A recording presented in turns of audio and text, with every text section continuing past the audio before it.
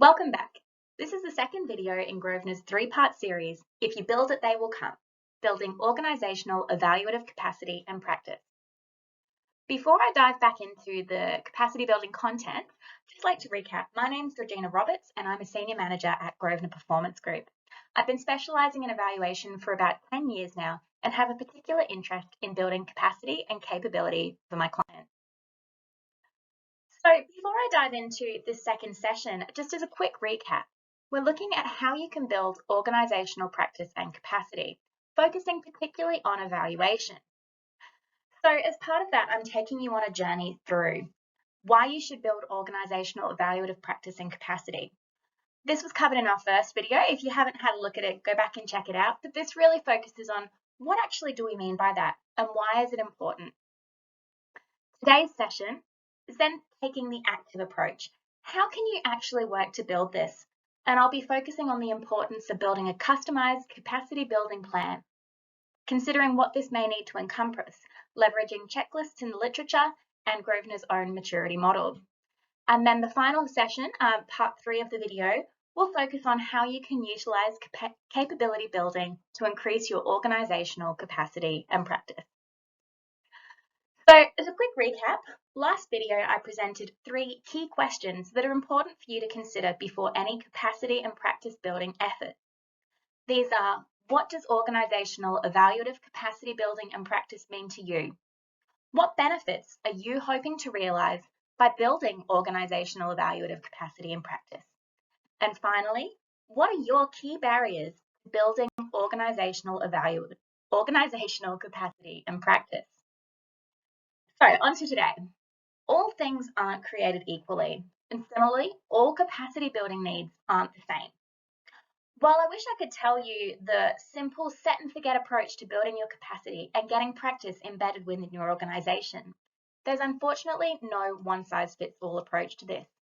You need to carefully plan these activities within the context of your agency and what it is that you're trying to achieve. To do that, you need to build your own tailored capacity building plan. And focusing on those 3 questions that I presented at the start of this video and in part 1 will help you to begin this journey. So what should your plan actually include? As I said, I can't give you the #1 way for building your capacity and practice, but I can point you to several tools and ideas that might be helpful for you to shape your own unique plan. If you get into the literature, you'll see quite a few toolkits and checklists for building evaluative capacity.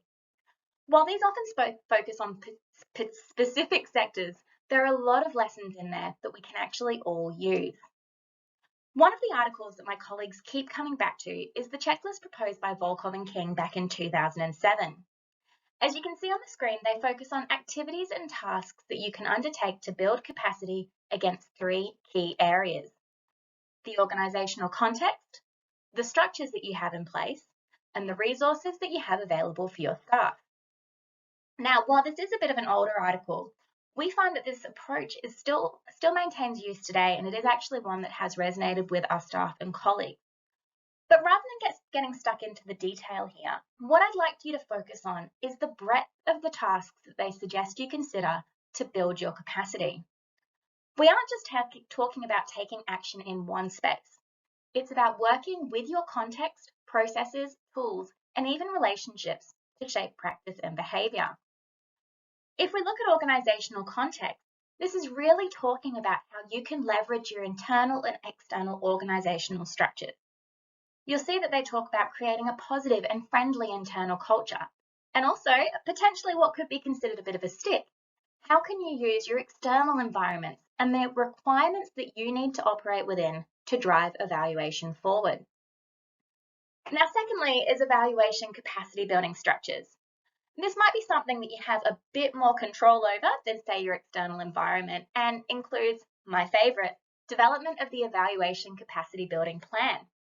In this space, it's also considered having infrastructure in place to support evaluation processes.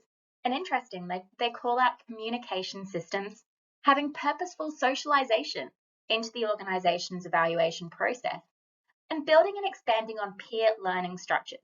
So it's about what you have in place. how you're working together. Then finally, we move into the resources. I'm sure it won't shock anybody, but this really talks about having access to evaluation resources and supports for your staff to deliver evaluation work. Now, I will highlight that's a very quick summary. There's a lot of content sitting beneath this that was proposed by Volkov and King. So that checklist is available online. I'd encourage you to access that one and have a look at how it could apply to your organisation. Now, as that checklist makes clear, there are a lot of different things you need to be targeting when you're seeking to build evaluative capacity, particularly for your organisation as a whole. My colleagues and I have found it useful to frame this in terms of building the evaluative maturity of your organisation. So to support this, we've developed an evaluation maturity model to guide you in identifying the areas that you will need to consider and address to build evaluation maturity. In our mind, this is what is required to have strong capacity and encourage practice. So what is it? As you'll see on screen, it's a series of 10 domains. Now, we didn't pull this out of thin air. This is something that we actually created by reviewing existing published frameworks and guidelines. You'll see we've generated 10 capability domains and descriptions that explain areas that you would need to be targeting or have in place to have strong evaluative maturity. And then on the right of the screen, you'll see that we actually have 4 maturity levels outlined: beginning, developing, embedded, and leading. Now in our model, we do actually have a descriptor for each of these, but again, it's something that should be personal to the organisation. So the point here is to put a framework in place around that so that you can assess based on what makes sense to your organisation. So it could be leveraging existing rubrics or standards that you already use internally and that are understood. Now, this model was originally designed to assess performance, most commonly of an organisation or individual, but I would argue that it also has merit when planning for capacity uplift. By assessing your individual or organisational maturity against the 10 domains identified, you get a clear picture of the evaluative strengths and weaknesses that you have within your organisation, and you can start to plan your capacity building work accordingly. So when you're applying this, you'd actually work through each of those 10 domains and give yourself a bit of a rating. Can be used to take a bit of a gap analysis. So thinking about where you'd actually like to be against each of those 10 domains and comparing it to your current state. This is something that you can undertake by yourself or actually involve some of your colleagues and stakeholders in the discussion so that you start to build up that holistic picture of how you're performing against these areas. So you'll see the 10 dimensions that we've called out on the left of the screen. Notably, these are culture. So this assesses the organisational attitude towards program evaluation. Leadership, looking at the extent to which the organisation's leadership communicates an inspired and shared vision for evaluative culture. Now, leadership is particularly crucial for embedding practice.